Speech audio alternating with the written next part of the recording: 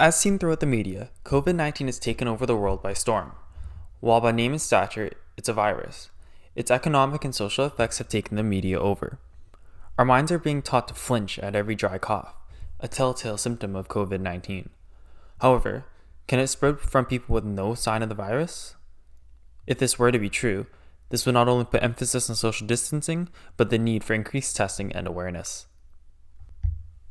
Well, it turns out that yes, people are able to infect others 1 to 3 days before symptoms appear in the original subject, according to reports from the CDC. This was determined by examining the 243 confirmed cases in Singapore from January 23rd to March 16th, 2020.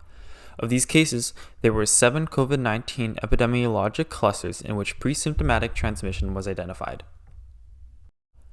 For example, one cluster showed that a woman, let's call her B1, attended a dinner event on February 15th where she was exposed to a patient with confirmed COVID-19.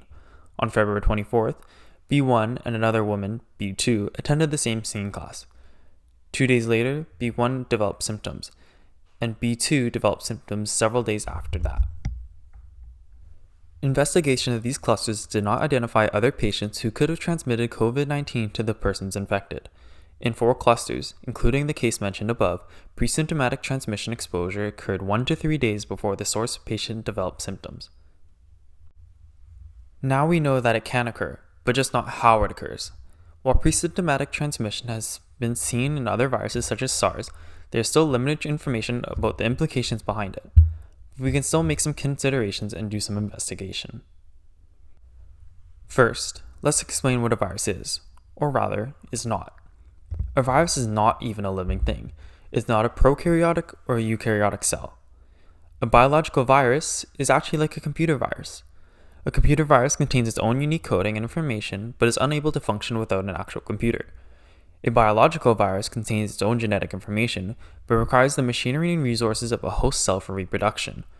While a computer virus may infect your laptop with one risky click, it's slightly more complicated for a biological virus. Depending on the virus, there are a variety of ways it can infect a human cell. In general, a virus is fitted with protein spikes which stick out from its outer surface. These protein spikes act like keys, which have few unique matching locks. The virus looks for human cells with these compatible locks, which are known as protein receptors. When the substances meet and the target cell becomes unlocked, these receptors allow the virus to inject its genetic information into the cell. COVID-19 may use similar receptors to other respiratory viruses, majority of which happen to be found in the lungs, which may connect common respiratory symptoms. What happens from there?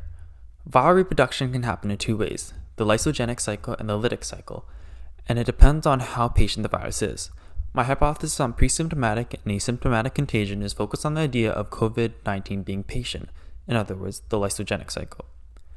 COVID-19 will be therefore known as a prophage. Prophages quietly insert a repressed version of their genetic information into the host cell's genome. Due to the virus's gene remaining unexpressed, there is no outward signs of infection, and therefore no immune response is generated, like coughing or a fever. Cell reproduction can then occur regularly, indirectly producing more and more copies of the viral genetics. At this point, the unknowingly infected cells may spread through droplets by entering another host through their nose, mouth, or eyes. Since actual genes aren't being expressed, the dormant virus can stay hidden and continue to replicate in other hosts. Eventually, however, a variety of things can trigger the dormant virus to become active. Whether this is a chemical signal, replication error, or a variety of other conditions, the recessed gene in the virus's genetics becomes weakened and the virus then activates. Once active, the virus can self-replicate to the point where it overflows the host cell and it lyses, killing it and exposing the virus to thousands of other potential hosts. While this methodology is a possibility, none of it has been confirmed by scientists or researchers around the globe. One thing stands for certain though. People who are contagious may not immediately show outward symptoms. This puts further emphasis on social distancing measures and thorough, consistent sanitization. Being responsible isn't only about your safety, but now the health of others are quite literally in your hands.